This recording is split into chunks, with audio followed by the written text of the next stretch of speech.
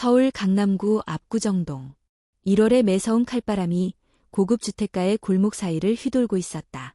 거리는 조용했지만 어딘가 날카로운 긴장감이 감돌았다. 밤 10시 45분, 눈발이 흩날리는 차가운 밤거리 한복판에 은빛 페라리 SF90 스트라달레 한 대가 비상등을 켜고 멈춰서 있었다. 차 안에는 서준호, 대형그룹 부회장이 앉아 있었다. 38세, 대한민국 최고 수준의 부동산 자산가. 완벽한 맞춤 수트, 손목에는 롤렉스, 운전석 가죽 시트에는 그의 긴장된 손가락이 떨어질 듯 붙어 있었다. 그의 입가에는 욕설이 퍼져나왔다. 망할. 지금이 어떤 타이밍인데. 그는 핸드폰을 귀에 붙인 채로 말했다. 긴급 출동. 눈 때문에 전원 불가라고? 지금 내가 누군지 아나? 서준호야. 대현 부회장이라고. 전화기 너머에서는 매뉴얼처럼 반복되는 녹음된 안내음이 되돌아올 뿐이었다. 그는 한숨을 깊이 내쉬고 핸드폰을 조수석에 던졌다. 오늘은 서준호 인생의 전환점이 될 수 있는 밤이었다. 롯데호텔 스위트룸에서 열릴 중동 투자자들과의 비밀 미팅. 성사되면 대현의 주가는 일주일 안에 2배, 그의 지분은 수천억으로 불어날 것이 확실했다. 그런데 바로 이 중요한 순간 6개월밖에 안 된 그의 자랑스러운 페라리가 아무 이유 없이 멈춰버렸다. 엔진룸에서는 기이한 금속 마찰음이 들려왔고 계기판에는 경고등이 크리스마스 트리처럼 반짝이고 있었다. 세상에 돈이면 안 되는 일이 없다고 했잖아. 그는 투덜거리며 본네트를 노려보았다. 근데 이딴 고철 덩어리 앞에서는 다 무력하네. 그때였다. 멀리서 천천히 다가오는 하얀색 포터 트럭 한 대가 보였다. 트럭의 측면에는 손으로 쓴 듯한 간판이 비에 젖어 흔들리고 있었다. 이동 자동차 정비, 박동아. 서준호는 처음에는 트럭을 무시했다. 하지만 트럭이 자기 차 앞에 조심스럽게 멈춰서고 그 안에서 누군가가 내리는 것을 보고 미간을 찌푸렸다. 트럭 문이 열리자 40대 중반으로 보이는 한 남성이 나왔다. 누렇게 바랜 정비복, 손에는 기름과 먼지가 묻어 있었지만 눈빛만은 따뜻했다. 그는 조심스럽게 서준호 쪽으로 다가왔다. 괜찮으십니까? 차가 멈췄나 봐요. 그는 공손히 인사를 하며 말했다. 혹시 도와드릴 수 있을까요? 서준호는 그를 머리부터 발끝까지 훑어보았다. 낡은 옷, 헌 트럭, 작업용 장화. 그는 코웃음을 치며 대꾸했다. 너, 이 차가 뭔지는 알아? 페라리야. 6억 넘는 차야. 너 같은 동네 정비사가 감히 건드릴 수 있는 차가 아니야. 박동환은 잠깐 표정이 굳었지만 곧 미소를 되찾았다. 그럴 수도 있죠. 하지만 혹시라도 간단한 문제일 수도 있어서요. 그는 여전히 공손하게 말했다. 서준호는 짧게 웃었다. 좋아. 그럼 재미있는 게임 하나 해보자. 그의 눈빛이 갑자기 날카로워졌다. 내가 이 차를 고치면 현금으로 5천만 원을 줄게. 바로 여기서. 대신 못 고치면 내가 내 앞에 무릎 꿇고 나는 무능한 사람입니다. 10번 외쳐. 알겠어? 박동환은 잠시 망설였다. 그는 그런 사람을 수도 없이 봐왔다. 자신의 권력과 돈으로 타인을 시험하는 자들. 하지만 오늘 뭔가 가슴 깊은 곳에서 끓어오르고 있었다. 그는 조용히 고개를 끄덕였다. 좋습니다. 단, 저도 조건 하나만 걸겠습니다.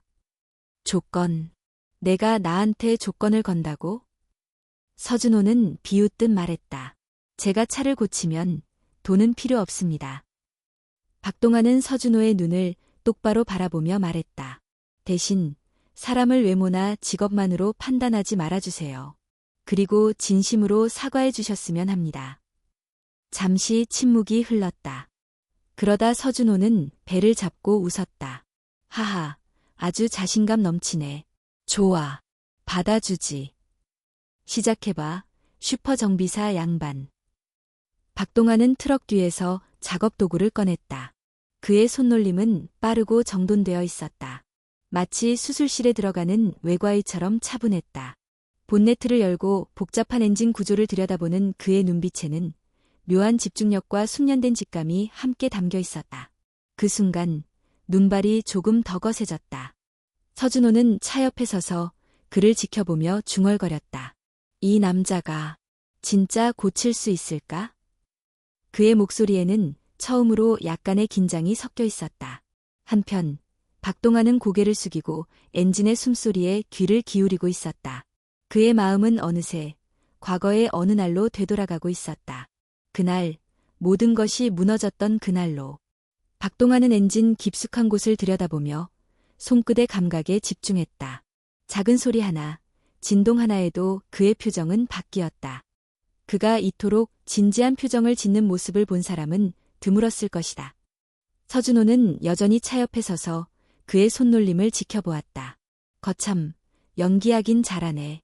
꼭 진짜 정비사 같잖아. 그는 빈정거렸지만 목소리에는 점점 힘이 빠지고 있었다. 박동환은 아무런 반응도 하지 않았다. 그의 손이 조심스럽게 점화 플러그와 연료 라인을 확인하고 센서 단자들을 차례로 살폈다. 작업이 익숙하고 숙련된 정밀함이 묻어났다. 하지만 그의 머릿속에는 이 순간에도 다른 기억이 떠오르고 있었다. 8해 전. 그는 서울대학교 기계공학과를 수석으로 졸업한 엘리트였다. 현대자동차 남양연구소에서 엔진 개발팀의 핵심 인재로 일했고 독일 본사와의 협업 프로젝트에서 주도적 역할을 맡으며 기술력을 인정받았다. 그의 인생은 모든 면에서 빛나고 있었다. 그의 곁에는 항상 웃음을 잃지 않던 아내 김선영이 있었고 두 사람의 외동아들 지우는 그 무엇과도 바꿀 수 없는 보물이자 희망이었다. 서울 마포의 고급 아파트에서 세 사람은 매일 함께 저녁을 먹고 주말이면 한강공원에서 자전거를 탔다. 하지만 그 행복은 너무도 갑작스럽게 무너졌다. 지윤이 초등학교에 입학하던 해봄, 선영은 갑작스럽게 쓰러졌다. 병원 진단 결과는 급성 골수성 백혈병. 의사는 골수 이식이 시급하다고 말했다. 가능한 모든 치료법을 동원해야 했고 그에 따른 비용은 상상을 초월했다.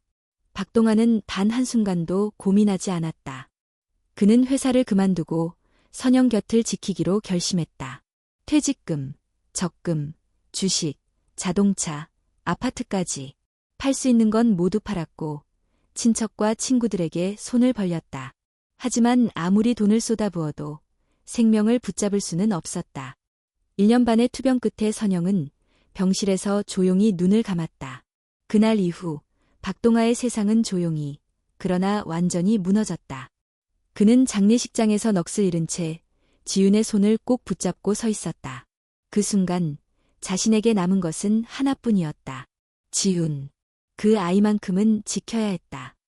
하지만 현실은 냉정했다. 병원비로 인해 그에게는 막대한 빚이 남아 있었고 아내의 사망 이후 수입이 전무한 그에게 은행은 대출 상환을 요구했다. 그는 지윤과 함께 서울 외곽의 부천에 있는 반지하 원룸으로 이사했다. 주변 사람들은 그에게 다시 연구소로 돌아가라고 권유했다. 하지만 그는 거절했다. 야근과 출장이 일상인 대기업 생활은 아직 너무 어린 지윤을 돌보기에 불가능했다. 결국 그는 트럭 한 대를 마련해 동네를 돌며 자동차를 수리하는 이동 정비사가 되었다. 처음에는 일이 거의 없었고 하루 종일 기다리다가 빈손으로 돌아오는 날이 많았다. 하지만 그는 포기하지 않았다. 어느 날 길가에서 엔진 과열로 멈춰버린 택시를 도와주면서 입소문이 퍼지기 시작했다. 그는 단순히 부품을 갈아 끼우는 수준이 아니라 엔진 내부의 문제를 정확히 진단하고 근본적으로 해결할 수 있는 기술을 지니고 있었다. 정비소나 센터에서도 못 고친다는 차들을 박동화가 고쳐내면서 그에 대한 평판은 점점 넓게 퍼져갔다. 그래서 사람들은 그를 천재 정비사라고 불렀다. 하지만 정작 그는 그런 수식어를 마음에 두지 않았다. 그저 하루하루를 버텨내며 아들과 함께 밥을 먹고 웃을 수 있다는 것이 중요했다. 현실은 여전히 팍팍했지만 지우는 밝고 건강하게 자라주었다. 아빠를 돕겠다고 청소도 하고 공구 정리도 하며 항상 우리 아빠는 최고야라고 말해주었다. 그 기억이 지금 그의 손끝을 더욱 단단하게 만들어주고 있었다. 이상하네. ECU 문제도 아니고 연료 라인도 이상 없는데. 박동환은 혼잣말을 하며 터보차저와 인터쿨러 연결 부위를 면밀히 살폈다. 그러던 중 그는 눈에 보이지 않을 정도의 미세한 균열을 발견했다. 이거구나. 그는 조용히 중얼이며 고개를 끄덕였다. 엔진 출력이 저하되는 이유는 바로 터보 부스트 라인에 생긴 극미세 누기 때문이었다.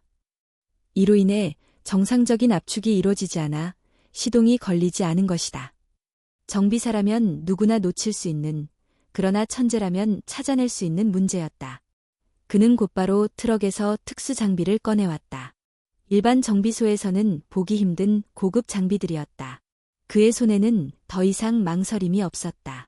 문제의 핵심을 짚었고 고치기 위한 방법도 머릿속에 명확했다. 서준호는 그 모습을 지켜보며 무언가 묘한 감정에 사로잡혔다. 이 사람, 진짜 뭐지? 그 순간 낡은 트럭에서 한 아이가 뛰어나왔다. 지훈이었다. 13살의 맑고 선한 얼굴, 손에는 물병과 간식 봉지가 들려 있었다. 아빠, 나왔어요. 아저씨 이거 드세요. 그는 해맑게 웃으며 서준호에게 작은 생수병을 내밀었다.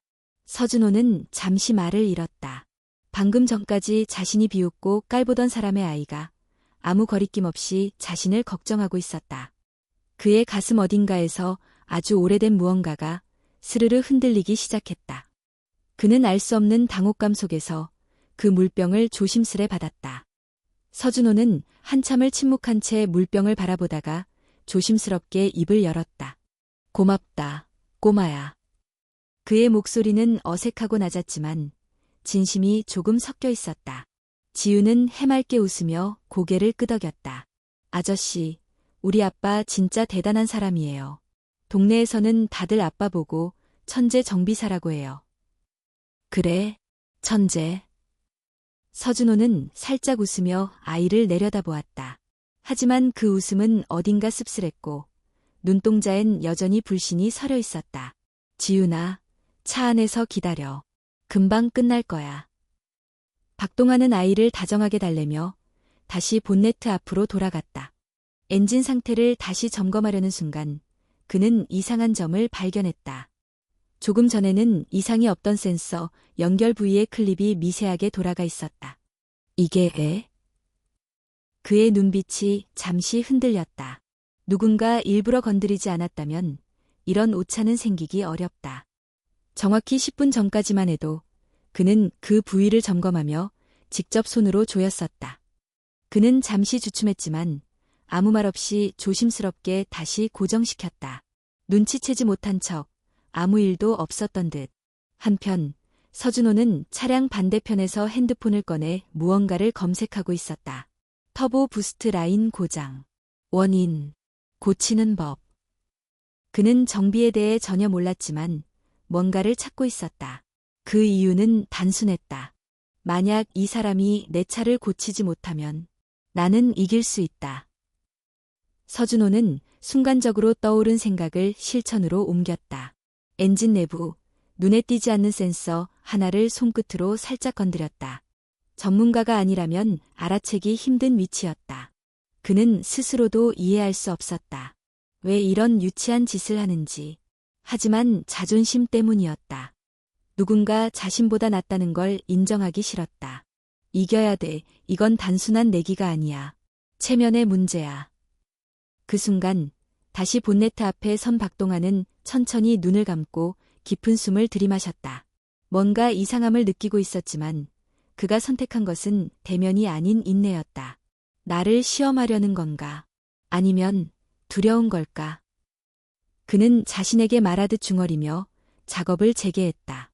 손끝에 집중하며 한 번 더, 세 번째 점검에 들어갔다. 터보 차저와 인터쿨러 사이의 연결 호스, 공기 흡입량 센서, 점화 타이밍까지. 모든 것이 정상이어야 했지만 무언가 미세하게 어긋나 있었다. 그는 트럭으로 돌아가 고급 진단 장비를 꺼내왔다. 그 장비는 일반 정비소에서는 보기 드문 전문 고가 장비였다. 소형 진동 스캐너와 열감지 센서까지. 서준호는 그 모습을 보고 미간을 찌푸렸다. 대체 저런 장비가 저런 낡은 트럭에 왜 있는 거지? 그 순간 박동아가 조용히 입을 열었다. 혹시 최근에 이 차의 외부 정비를 맡기신 적 있으세요? 묻지. 센서 하나가 이상한 위치로 돌아가 있었습니다. 정기적으로는 문제없지만 출력 신호가 조금 왜곡되고 있더군요. 그게 뭐? 만약 고의로 건드린 게 아니라면 센서의 문제일 수 있습니다. 하지만 혹시라도 일부러 그렇게 하셨다면 그건 위험한 판단입니다. 박동아의 말은 조용했지만 서늘했다. 서준호는 잠시 말을 잇지 못했다. 그런 건 내가 알바 아니잖아. 그는 말을 얼버무리며 시선을 피했다. 하지만 박동아는 더 이상 묻지 않았다. 그저 다시 엔진에 집중했다. 그 순간 지윤이 다시 트럭 쪽으로 다가왔다. 아빠, 나 숙제 다 했어요. 그래, 잘했어. 조금만 기다리면 아빠 끝나. 지윤은 서준호 쪽을 바라보다가 조용히 말했다. 아저씨, 혹시 화난 거예요? 아니, 왜 그렇게 생각해? 그냥, 아저씨 얼굴이 무서워 보여서요. 근데 우리 아빠는 나쁜 사람 아니에요. 어려운 사람 보면 꼭 도와주고 돈 못 받는 일도 그냥 해줘요. 서준호는 다시 한번 말을 잃었다. 무표정한 얼굴로 아이를 바라보다가 고개를 돌렸다. 작은 아이의 말 한마디가 에이토록 가슴을 찌르는 걸까? 이 사람들은 내가 알던 세상과 다르다. 그는 알 수 없는 불편함에 시선을 떨구었다. 한편 박동아는 문제의 핵심을 점점 더 가까이 파고들고 있었다. 진단 장비의 수치가 이상하게 출렁일 때 그는 확신했다. 센서 오작동은 단서에 불과해. 진짜 문제는 터보라인의 압력 누수야. 그는 마침내 고장 부위를 정확히 찾아냈다. 그리고는 트럭에서 특수 실리콘 보강제와 열차단 테이프를 가져와 손수 수리하기 시작했다. 잠깐만. 그거 이상한 거 아니야? 내 차 더 망가뜨리는 거 아냐? 서준호가 소리쳤다. 하지만 박동아는 고개를 들지 않고 조용히 말했다. 괜찮습니다. 혹시 불안하시면 지켜보셔도 좋습니다. 다만 저를 믿어주십시오. 이건 내기를 제안하신 당신의 조건이었습니다. 그 말에 서준호는 아무 말도 하지 못하고 입을 다물었다. 그의 마음속엔 이제 혼란과 당혹감이 자리 잡기 시작했다. 이 남자가 정말 단순한 동네 정비공이 맞는 걸까? 왜 나는 점점 작아지는 기분이 들지? 박동아의 손은 여전히 섬세하고 조용하게 움직이고 있었다. 엔진의 숨소리가 서서히 살아나고 있었다. 다음 순간 지윤이 조용히 속삭였다. 아빠, 진짜 멋있어요. 그 한마디에 박동아는 살짝 미소를 지었고 서준호는 또 한 번 그 말을 듣고 가슴이 묘하게 저릿했다. 박동아는 열차단 테이프를 조심스럽게 손에 감으며 터보라인의 균열 부위를 감쌌다. 그의 손놀림은 마치 외과 의사의 수술처럼 정밀하고 침착했다. 차가움과 긴장 속에서도 그의 손끝은 흔들림이 없었다. 작업이 점점 마무리되어 갈 무렵 지윤이 트럭 옆에서 조용히 묻는다. 아빠, 거의 다 끝났어요? 응, 이제 마지막 점검만 하면 돼. 박동아는 조심스럽게 엔진의 각 센서를 다시 연결하고 배선들을 제자리에 고정했다. 그는 진단 장비를 통해 최종 전류 흐름을 확인했고 모든 값이 정상 범위에 들어왔다. 눈에 보이지 않을 정도로 미세했던 문제는 이제 완전히 해결되었다. 준호 씨, 시동 한번 걸어보시겠어요? 그는 차분하게 말했다. 서준호는 여전히 반신반의하며 운전석에 앉았다. 진짜, 이게 된다고? 그는 버튼을 눌렀다. 다음 순간 페라리의 엔진이 부드럽고 강하게 포효했다. 조금 전까지만 해도 들리던 금속 마찰음은 사라졌고 엔진의 회전은 매끄럽고 안정적이었다. 말도 안 돼. 서준호는 놀라움을 감추지 못했다. 페라리 SF90 스트라달레의 4.0리터 V8 하이브리드 엔진은 예민하고 복잡한 구조를 지녔다. 그 어떤 작은 오차에도 시동은 걸리지 않는다. 그런데 지금 박동아라는 이름조차 생소한 동네 정비사가 그 누구도 손대지 못했던 문제를 정확히 진단하고 완벽히 해결한 것이다. 이거 진짜 고친 거야. 서준호는 차에서 내려 박동아를 바라보았다. 그의 눈빛에는 감탄과 경계, 그리고 묘한 부끄러움이 섞여 있었다. 고생 많으셨습니다. 박동환은 가볍게 고개를 숙이며 미소 지었다. 그의 표정에는 자만도, 기대도 없었다. 그저 한 사람으로서의 책임감과 만족감만이 담겨 있었다. 서준호는 잠시 망설이다가 갑자기 조수석 문을 열고 고급 가죽 지갑을 꺼냈다. 그 안에는 반듯하게 정리된 수표책이 들어있었다. 약속은 약속이니까 5천만 원 바로 써드릴게요. 박동환은 고개를 저었다. 괜찮습니다. 말씀드린 대로 저는 돈을 받지 않겠습니다. 그래도 이 정도는 받아야. 대신 약속해 주세요. 앞으로는 사람을 겉모습이나 직업으로 판단하지 않겠다고. 순간 서준호의 손이 멈췄다. 수표책을 쥐고 있던 손이 서서히 내려갔다. 그는 말없이 박동환을 바라보았다. 당신, 대체 뭐 하는 사람이야? 그냥 아버지입니다. 아들 하나 키우는 정비공이에요. 그 정도 실력이면 어디든 갈 수 있었을 텐데 왜 이 길을 택한 거죠? 박동환은 짧게 웃으며 고개를 들었다. 선택이 아니었습니다. 아내가 떠났고 지윤이를 키우기 위해선 다른 길이 없었어요. 그는 지윤을 바라보며 덧붙였다. 이 아이가 매일 아침 밝게 일어나는 걸 보는 것. 그게 제 하루의 시작이고 목적입니다. 서준호는 말없이 그들을 바라보았다. 그의 가슴 한켠에서 오래도록 무시해왔던 어떤 감정이 고개를 들고 있었다. 지윤은 조용히 다가와 말했다. 아저씨, 이제 화 안 나셨죠? 우리 아빠가 도와드렸으니까요. 응, 안 나 오히려 고맙다. 서준호는 당황한 듯 대답하며 고개를 숙였다. 그는 자신도 모르게 아이의 눈을 피하고 있었다. 그 순간 그의 머릿속에 과거의 한 장면이 떠올랐다. 자신의 어린 시절. 재벌가의 아들로 태어났지만 부모의 얼굴보다 집사와 운전기사 얼굴을 더 자주 보며 자랐다. 그는 단 한 번도 누군가로부터 따뜻한 말이나 진심 어린 미소를 받아본 적이 없었다. 사람들은 늘 그의 과 지위를 보고 다가왔다. 혹시... 그는 조심스럽게 입을 열었다.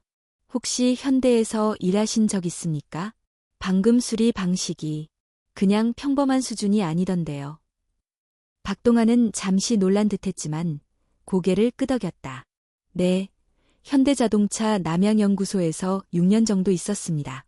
그 전에는 서울대 기계과 수석으로 졸업했고요. 정말 지금은 의미 없는 과거일 뿐입니다. 박동환은 담담하게 말했다. 하지만 그 말이 끝나자 서준호는 놀람을 넘어 당혹감에 휩싸였다. 그는 그제야 깨달았다. 자신이 지금까지 어떤 사람을 상대로 오만을 부렸는지를.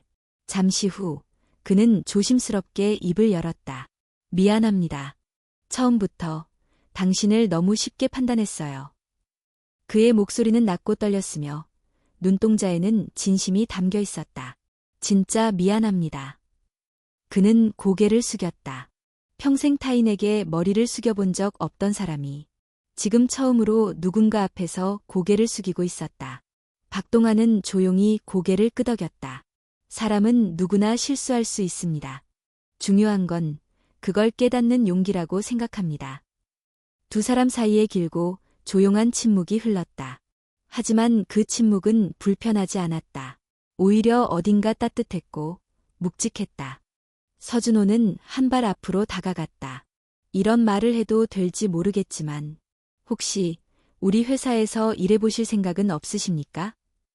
박동환은 놀란 표정으로 그를 바라보았다. 말없이 이어지는 두 사람의 시선이 밤거리의 찬 공기 속에서도 무언가 새로운 시작을 예고하고 있었다.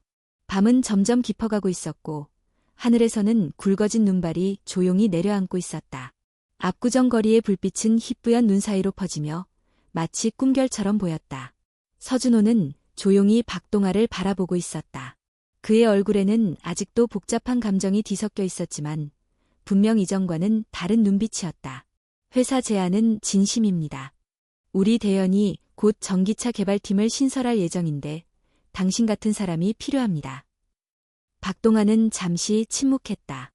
그는 그렇게 대답하지 않았다. 대신 트럭 쪽으로 시선을 돌리며 말했다. 지윤아, 다 끝났으니까 집에 가자.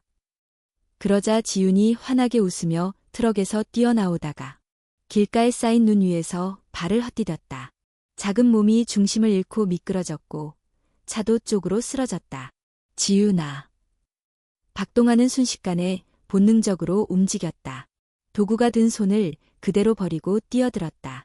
그의 두 다리는 얼어붙은 노면 위를 미끄러지듯 달렸고 지윤의 몸이 도로 가장자리로 굴러가는 순간 팔을 뻗어 아이를 끌어안았다. 주변의 차량이 급히 멈췄고 경적 소리가 거리에 울려 퍼졌다. 짧지만 치명적인 순간. 숨이 막히는 침묵 끝에 두 사람은 길 가장자리에서 가만히 얼어붙은 채 앉아 있었다. 괜찮아? 어디 다친 데 없어? 박동환은 떨리는 목소리로 물었다. 지윤은 눈물 머금은 눈으로 고개를 끄덕였다. 조금 아파. 근데 괜찮아. 서준호는 그 광경을 몇 미터 떨어진 곳에서 지켜보고 있었다. 그는 아무 말도 하지 못한 채 자신도 모르게 한 걸음, 두 걸음 뒤로 물러서고 있었다. 박동환은 아이를 조심스레 일으켜 세웠다. 작은 손을 잡고 트럭 쪽으로 천천히 걸어가면서도 계속 아이의 상태를 살폈다. 그의 머릿속에는 한 가지 생각만이 울리고 있었다. 지윤이 다쳤으면 안 돼. 그 어떤 것도 이 아이보다 우선일 수 없다. 잠시 후 그는 트럭에서 담요를 꺼내 아이의 어깨를 감쌌다. 그리고 자신의 외투도 벗어 아이의 무릎에 덮었다. 지윤은 조용히 담요 안에서 아버지를 바라보았다. 아빠, 난 괜찮아요. 다시 수리 마저 하세요. 아저씨 차 아직 안 끝났잖아요. 박동환은 잠시 멈칫했다. 작업은 거의 끝났지만 마무리 하나가 남아 있었다. 그것을 하지 않으면 엔진의 안정성이 보장되지 않았다. 손을 떠났던 도구들이 여전히 본네트 위에 흩어져 있었다. 그는 잠시 두 눈을 감고 숨을 깊이 들이쉬었다. 그리고 다시 천천히 엔진 앞에 섰다. 차가운 금속과 맞닿는 그의 손끝은 여전히 떨리고 있었다. 추위 때문이 아니었다. 지윤이 다칠 뻔한 그 순간의 공포가 아직도 그의 몸을 붙잡고 있었던 것이다. 하지만 그는 작업을 계속했다. 도구를 하나하나 정리하고 배선을 다시 고정하고 부품의 미세한 진동을 손끝으로 느끼며 마지막 정렬을 마쳤다. 그는 알고 있었다. 지금 이 작업이 단지 차를 고치는 일이 아니라는 것을, 자신의 약속을 지키는 일, 스스로의 신념을 배신하지 않는 일이기도 했다. 그가 마지막 볼트를 조이고 고개를 들었을 때 엔진은 고요하지만 강한 숨결을 내뿜고 있었다. 이제 정말로 끝났습니다. 그는 짧게 말했다. 서준호는 조용히 다가와 그의 옆에 섰다. 방금 너. 그는 말을 잇지 못했다. 자신이 무슨 말을 해야 할지 알지 못했다. 아이가 눈길에 미끄러졌을 때 당신은 바로 도구를 버리고 뛰어들었어. 그게 그렇게까지 중요한 거야? 박동환은 아이가 담요에 쌓인 채 트럭 안에서 손을 흔들고 있는 모습을 바라보며 말했다. 그 아이는 제 전부입니다. 그 어떤 기회, 어떤 약속, 어떤 성공도 그보다 앞설 수는 없어요. 서준호는 말없이 고개를 끄덕였다. 그는 자신의 어린 시절을 다시 떠올리고 있었다. 돈은 있었지만 사랑은 없었다. 모든 것이 준비되어 있었지만 아무도 곁에 없었다. 그는 그제야 박동화가 가진 것이 무엇보다 값지고 진실된 것이라는 사실을 깨달았다. 처음엔 그냥 심심풀이로 시작한 내기였어. 하지만 지금은 내가 졌다고 느껴.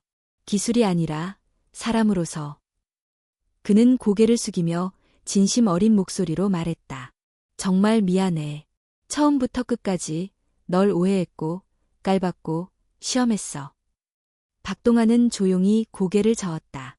괜찮습니다. 당신도 오늘 많은 걸 배우셨을 테니까요. 두 사람은 길가에 나란히 서 있었다. 눈발은 여전히 내리고 있었지만 그들의 사이에는 더 이상 차가움이 없었다. 서준호는 조용히 자신의 명함을 꺼내어 건넸다. 혹시 필요하시면 언제든 연락주세요. 이번엔 정말 진심입니다. 박동환은 주머니에서 낡은 명함 한 장을 꺼내 건넸다. 명함에는 이렇게 적혀 있었다. 박동아 이동 자동차 정비, 전 현대자동차 엔진 개발 연구원, 서울대학교 기계공학과 수석 졸업. 서준호는 그 명함을 받아들고 가만히 들여다보았다. 그리고 한참 동안 아무 말도 하지 못했다. 압구정 거리의 눈은 어느새 발목을 덮을 만큼 쌓여 있었다.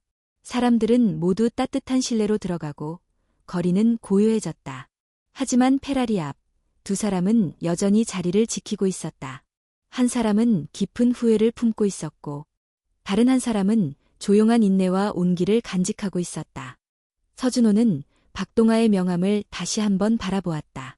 그 안에 담긴 경력과 이력이 거짓일 수 없다는 걸.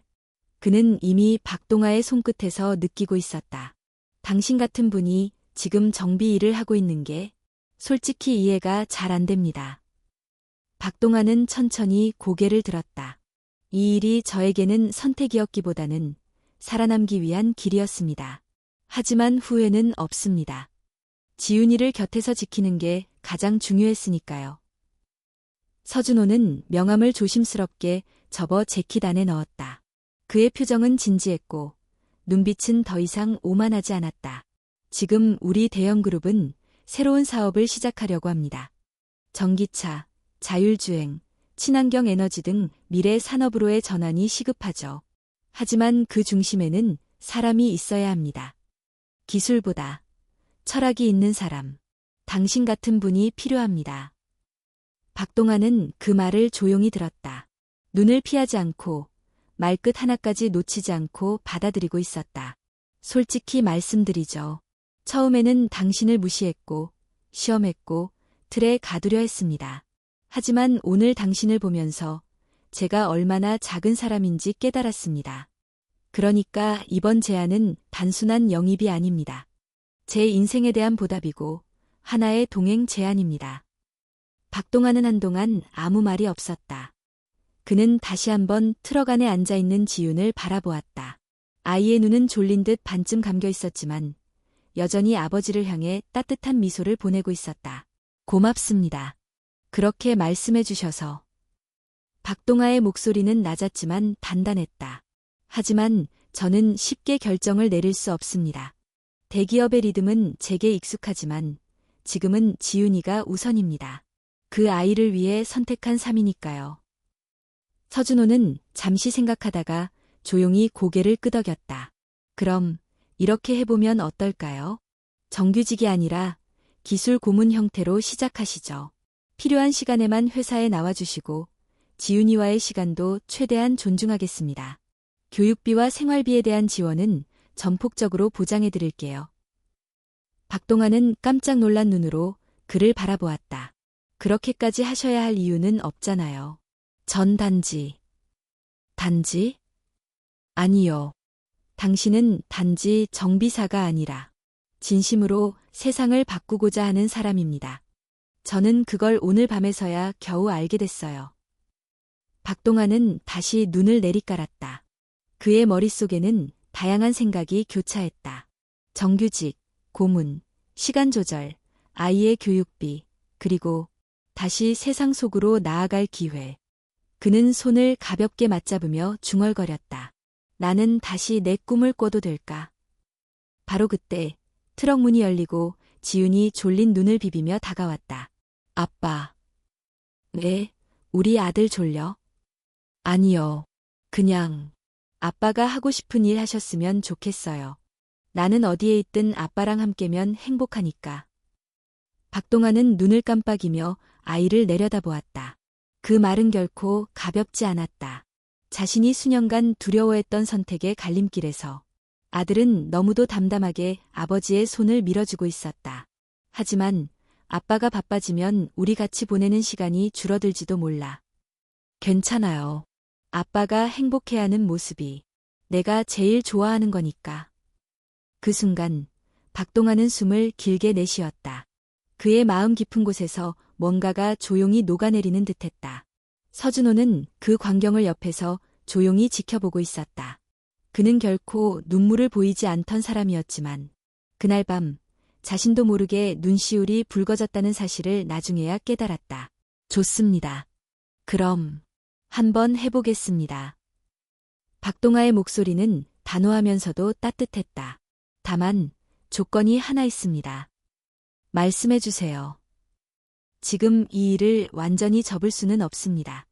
이 정비일은 단순한 직업이 아니라 저와 지윤이의 삶이자 약속이니까요. 그리고 이웃 어르신들 중에 저 없으면 차 못 움직이시는 분들도 많거든요. 서준호는 미소를 지었다. 그건 걱정 마세요. 오히려 그 정비소를 작은 기술 연구소로 바꾸는 것도 고려해 볼 수 있겠네요. 실무와 연구가 공존할 수 있도록. 두 사람은 악수를 나누었다. 그 악수는 단순한 계약이 아니라 두 세계가 만나 하나의 길을 찾기 시작한 첫걸음이었다. 눈은 여전히 내리고 있었고 서울의 밤은 고요했지만 어딘가에서 새로운 이야기가 시작되고 있었다. 몇 주 후 겨울은 어느덧 저물고 초봄의 기운이 서울 도심을 덮었다. 강남의 중심에 위치한 대형그룹 본사 빌딩 36층. 그곳 한켠에는 소박하지만 실험 정신이 넘치는 작은 기술팀이 새로 창설되었다. GF Lab, Green Future Lab. 서준호와 박동아가 함께 만든 미래형 전기차 기술 연구소였다. 박동아는 주 2회 본사로 출근하며 신기술 개발을 지원하고 나머지 시간은 여전히 자신의 정비소에서 지윤과 함께 일상을 이어가고 있었다. 그는 매일 새벽 5시에 일어나 도시락을 싸고 지윤을 학교에 데려다 준 후 실험실로 출근했다. 이런 라이프 스타일 정말 가능하겠어? 실험실 책임자 김선우 박사는 처음엔 회의적이었다. 정규직도 아니고 연구 일정도 불규칙한데 결과 낼 수 있겠습니까? 그러나 한 달도 채 지나지 않아 연구실 분위기는 완전히 바뀌었다. 박동아가 하나둘 보여준 기술 스케치는 그동안 대형그룹이 수년간 쌓아왔던 전기차 개발 자료를 한순간에 뒤흔들 만큼 혁신적이었다. 이건 회생제동 시스템을 이렇게 바꾼다고요? 배터리 열방출 구조를 이런 식으로? EV 시그널 동기화 알고리즘을 외부 센서 없이 구현한다는 게 가능해요? 모두가 놀라고 있었다. 그는 단순히 지식을 전달하는 엔지니어가 아니었다. 필드에서 검증한 실무 감각과 치밀한 이론을 기반으로 문제를 근본부터 바꾸는 사람이었다. 전문가란 실패를 알고 다시 설계할 수 있는 사람이죠. 그가 회의 시간에 조용히 꺼낸 말은 젊은 연구원들 사이에서 회자되기 시작했다. 박 박사님이야말로 진짜 공학자야. 그 사람, 정비소에서 그런 말 했다는 거 믿겨져? 지윤이 아빠라고 불리던 그분이 지금 우리가 따르는 리더야. 이런 분위기 속에서 첫 시제품 개발은 예상보다 빠르게 진전됐다. 서준호는 거의 매일 박동아의 정비소로 찾아갔다. 단순한 업무 점검을 넘어서 두 사람 사이에는 진정한 협력자로서의 신뢰가 싹트고 있었다. 형, 사실 이 프로젝트는 제 개인적인 꿈이기도 해요. 어느 날 밤 둘은 정비소 옥상에 앉아 컵라면을 나눠 먹으며 대화를 나눴다. 대현이라는 이름 말고 제 손으로 처음부터 만든 브랜드. 기술 중심의, 사람 중심의 진짜 차를 만드는 거. 그러면 브랜드 이름은 정하셨어요? 박동아가 물었다. 형이 지어요. 서준호가 웃으며 말했다. 왜 내가? 형의 손에서 태어난 기술이니까요. 이 차는 형의 철학에서 출발한 겁니다. 박동아는 한참 동안 침묵했다. 그는 오래도록 밤하늘을 바라보며 조용히 대답했다. 그린 모빌리티. 환경과 사람을 함께 품는 길. 녹색의 길을 달리는 이동수다. 그리고 우리가 함께 가는 길. 서준호는 미소를 지으며 고개를 끄덕였다. 좋습니다. 이제 이 이름 세상에 알려야죠. 그러나 새로운 시작에는 언제나 견제와 반발이 따르기 마련이었다. 며칠 후 서준호는 그룹 회장실로 호출됐다. 그곳에는 그의 아버지, 대형그룹 회장 서기호가 앉아 있었다. 준호야. 내가 요즘 한다는 그 실험실, 전기차 어쩌고 하는 거 다 들었다. 아버지, 단순한 실험이 아닙니다. 우리 대현이 미래로 가는 길입니다. 헛소리 마라. 서기호는 손바닥으로 책상을 내려쳤다. 우리 그룹은 부동산이야. 건설, 리조트, 금융. 이게 우리가 수십 년간 다져온 기반이라고. 무슨 놈의 정비공을 데려다 미래를 노네? 아버지, 박동아님은 단순한 정비공이 아닙니다. 그는 전직 현대자동차 핵심 연구원이었고, 지금 우리 그룹에서 가장 뛰어난 기술 아이디어를 내고 계십니다. 그래, 뛰어나지. 하지만 그런 사람은 돈으로 데려오는 거야. 동정심이나 감정으로 경영하지 마. 넌 대현의 후계자야. 놀이터에서 벗어나. 서준호는 차마 더 말하지 못하고 고개를 돌렸다. 그날 밤 그는 박동아의 정비소로 찾아가지 않았다. 대신 술에 취한 채 사무실에 혼자 남아 있었다. 진짜 중요한 건 뭘까? 내가 지금 지키려는 게 회사야? 아니면 사람인가? 한편 박동아는 정비소에서 늦게까지 작업을 하고 있었다. 지우는 숙제를 다 끝내고 아버지 옆에 앉아 있었다. 아빠, 이제 진짜 차를 만들 수 있는 거예요? 응. 아빠랑 준호 아저씨랑 함께 만들어 갈 거야. 근데 왜 아빠 얼굴이 조금 슬퍼 보여요? 박동아는 아이의 말에 잠시 웃었다. 지우나, 아빠는 지금 중요한 갈림길 앞에 서 있어. 근데 그게 무섭진 않아. 왜냐면 널 생각하면 길이 보이거든. 지우는 그 말을 이해하지 못했지만 고개를 끄덕였다. 그리고 그 순간 정비소 문 앞에 검은 세단 한 대가 멈췄다. 창문이 내려가며 낯선 남자가 차창 밖으로 고개를 내밀었다. 박동아 씨 맞습니까? 네, 그런데요. 회장님께서 만나자고 하십니다. 대형그룹 회장 서기호님 말씀이십니다. 서울 한복판, 한남동 언덕 위에 위치한 대형그룹 회장 저택. 검은 세단이 철문을 지나 정원 안으로 조용히 들어섰다. 운전기사가 문을 열자 박동아는 조심스럽게 차에서 내렸다. 그의 얼굴은 담담했지만 그 안에는 긴장과 불안이 함께 숨어 있었다. 이곳은 재벌 1세대가 만든 권력의 중심. 그리고 준호가 늘 외면해왔던 공간이기도 했다. 박동아 씨, 회장님께서 응접실에서 기다리고 계십니다. 집사는 그를 정원 끝쪽의 유리 응접실로 안내했다. 그곳에는 무채색 양복을 입은 노신사가 앉아 있었다.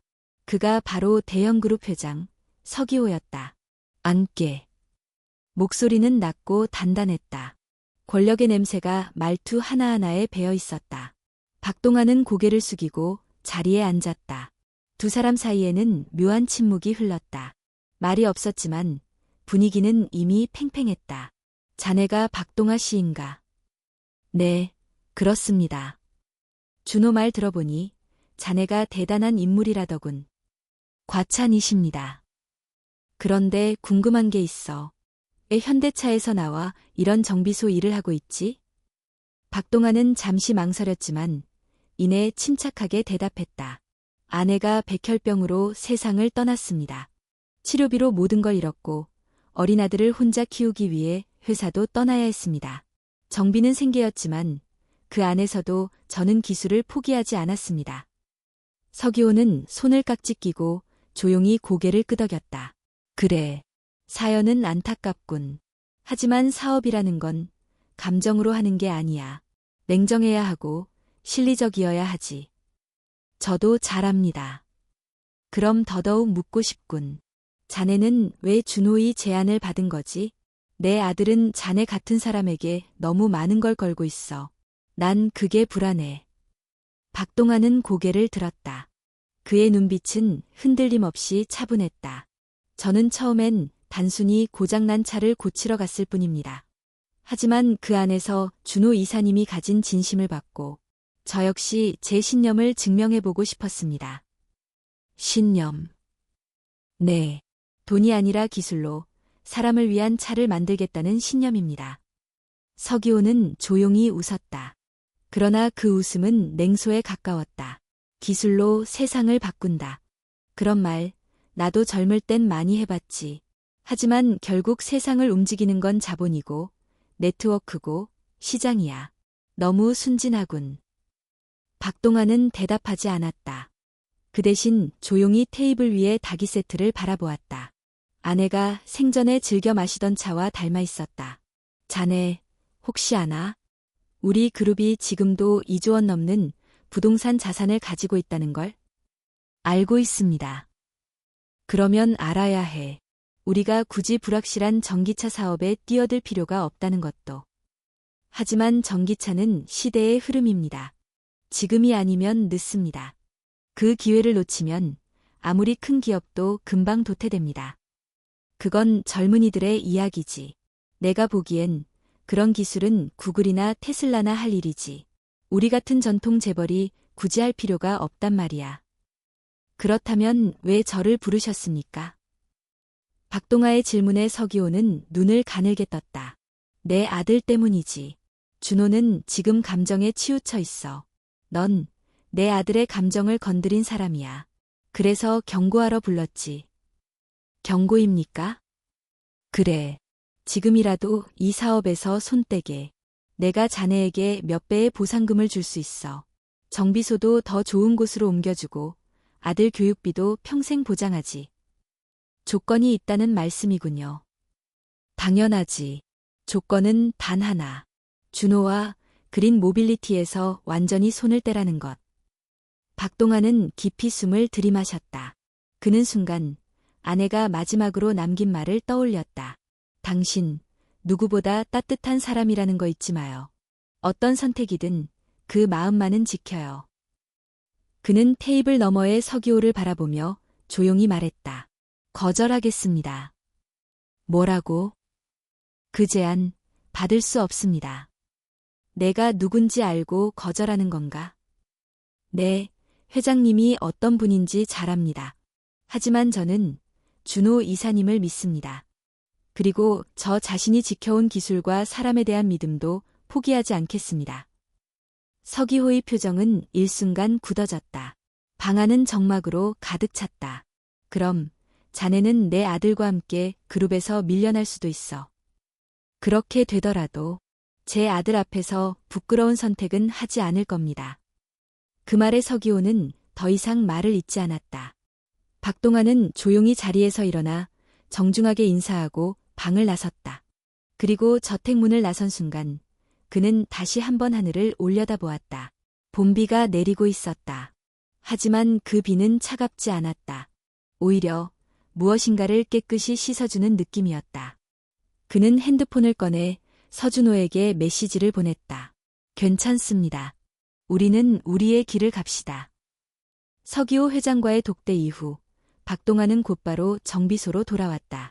그의 얼굴은 평소와 다름없이 차분했지만 어딘가 달라진 기운이 느껴졌다. 마치 오랜 무게를 내려놓은 사람처럼 몸이 가벼워진 듯했다. 정비소 안에는 늦은 밤에도 불구하고 지윤이 책상에 앉아 과학 프로젝트를 만들고 있었다. 박동아는 조용히 다가가 아이의 머리를 쓰다듬었다. 지윤아, 오늘은 일찍 자자. 아빠가 이야기 하나 들려줄게. 진짜요? 어떤 이야기예요? 세상이 바꾸기 어려워 보여도 진심은 결국 누군가에게 닿는다는 이야기야. 그 밤, 박동아는 아이에게 아주 오래전 자동차를 처음 좋아하게 된 계기, 엄마와 함께 만들던 목재 모형차, 그리고 지금 그가 꿈꾸는 차에 대해 이야기했다. 그 이야기는 단순한 과거 회상이 아니라 아이에게 물려주고 싶은 철학이기도 했다. 다음 날 대형 그룹의 사내 게시판에는 익명의 글이 하나 올라왔다. 박동아라는 사람을 아십니까? 글쓴이는 자신이 GF랩의 팀원이라고 밝히며 박동아의 정비소, 기술, 그리고 지윤과의 삶에 대해 상세히 적었다. 그 글에는 아무런 미사여구도 과장도 없었지만 읽는 이의 마음을 움직이기에 충분했다. 우리는 늘 능력을 이력서와 학벌로 판단해왔습니다. 하지만 진짜 기술은 손끝에서 나오고 진짜 리더십은 삶의 태도에서 나옵니다. 그 글은 순식간에 공유되기 시작했다. 사내 게시판을 넘어 사회 직원 블로그, 기술 커뮤니티, 그리고 기자들의 눈에도 띄었다. 며칠 후 한 온라인 기술 전문 매체가 박동아를 인터뷰한 기사를 실었다. 제목은 이랬다. 엔진을 고치는 남자, 사람을 고친다.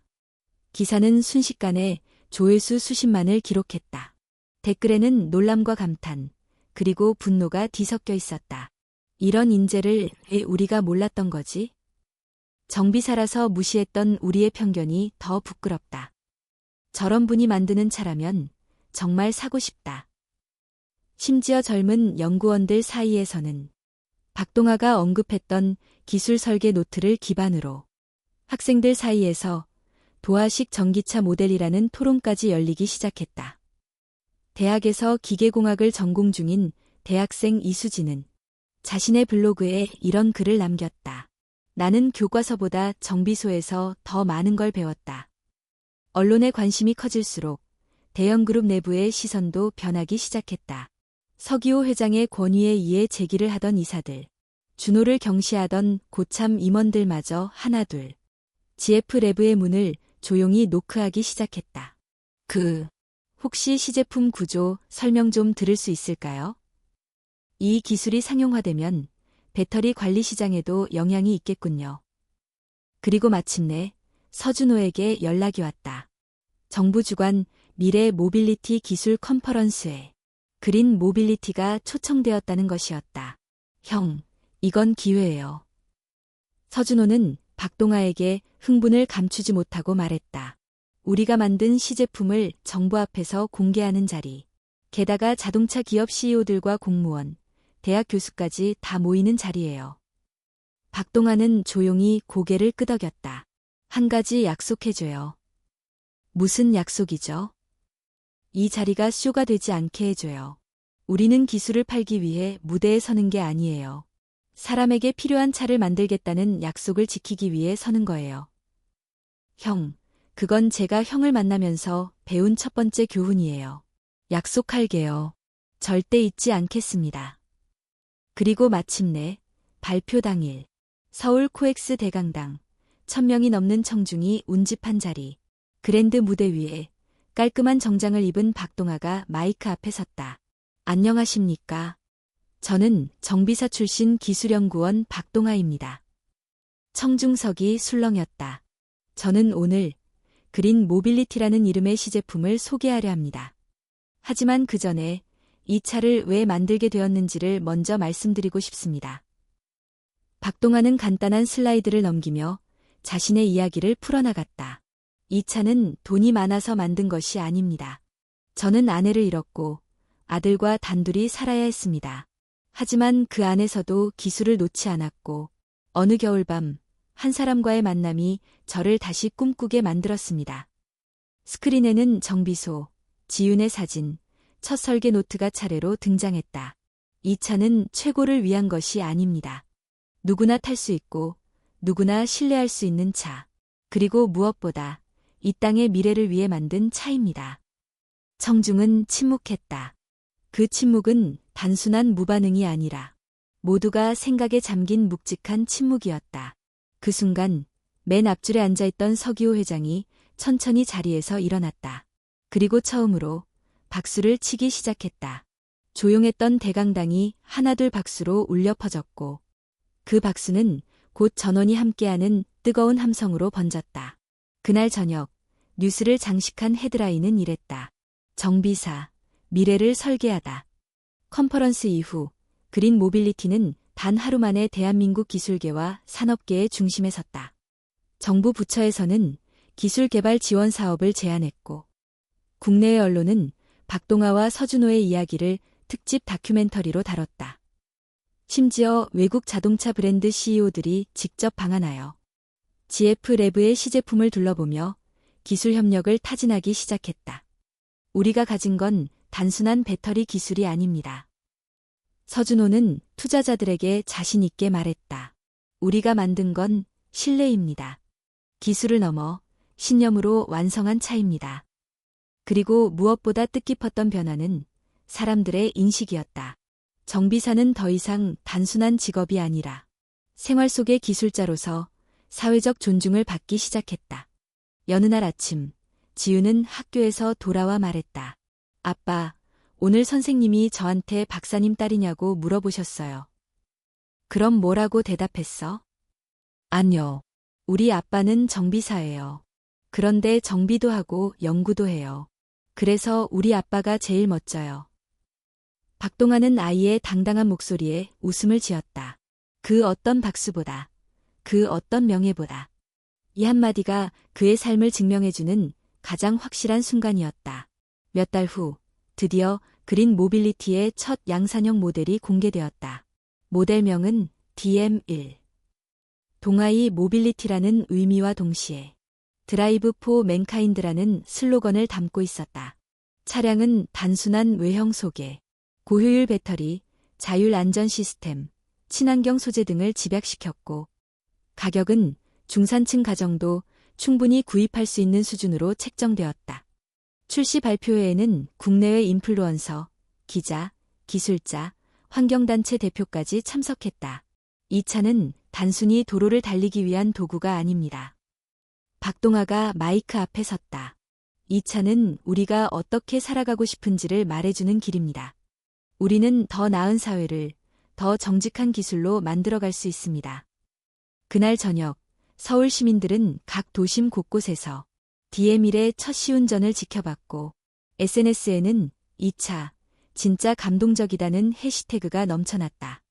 하지만 박동아의 삶은 여전히 단단히 뿌리내린 정비소와 함께였다. 그는 평일에는 연구소에서 일하고, 주말에는 정비소 문을 열어 동네 어르신들의 차를 점검했다. 박 박사님, 이 차 너무 오래돼서 고장나면 어쩌죠? 할머니, 이 차는 아직 쓸만해요. 고칠 수 있어요. 아유, 그럼 우리 손주가 이 차 탈 때까지 부탁할게요. 정비소 벽에는 아이들과 함께 만든 미래의 자동차 상상도가 붙어 있었고, 박동아의 이름은 연구소장보다는 여전히 지훈이 아빠, 동네 고치기 박사님으로 더 자주 불렸다. 한편 서기호 회장은 조용히 경영 일선에서 물러났다. 그는 준호에게 대형그룹의 미래를 전폭적으로 위임했다. 넌 나보다 훨씬 나은 리더야. 사람을 보고, 기술을 보고, 시간을 보는 눈이 있어. 아버지, 정말 감사합니다. 그리고 박동아 씨에게 꼭 전해줘. 나를 바꿔준 사람이었다고. 그 후, 서준호는 회장직을 맡으면서도 GF랩을 별도의 법인으로 독립시켰다. 그곳은 이제 단순한 실험실이 아니라 청년 기술자, 실직한 중장년, 재기 희망자를 위한 기술 창업 육성소로 발전했다. 지우는 중학생이 되었고 학교 과학경진대회에서 도하 회생제동 시스템을 직접 응용한 미니카를 만들어 전국대회에 진출했다. 우리 아빠는 나의 영웅이에요. 그리고 나도 아빠처럼 세상을 고치는 기술자가 되고 싶어요. 그 모습은 뉴스에서 보도되며 또 한 번 대중의 눈시울을 적셨다. 마지막으로 서울대학교에서 박동아는 공학과 3이라는 주제로 특강을 열게 되었다. 수백 명의 학생들이 몰려들었고 그는 단상에 올라 담담한 목소리로 말했다. 여러분, 기술은 사람을 위해 존재해야 합니다. 돈이 아니라 사람의 시간을, 삶을, 희망을 돕는 기술이어야 합니다. 그리고 그것을 지키는 건 여러분이 살아가는 방식입니다. 질문이 이어졌다. 박사님, 실패했을 때 어떻게 다시 일어섰나요? 누군가의 믿음이 있었기 때문입니다. 그리고 무엇보다 제 아이의 눈을 똑바로 쳐다보고 싶었기 때문입니다. 또 다른 학생이 물었다. 그럼 지금 박사님의 꿈은 무엇인가요?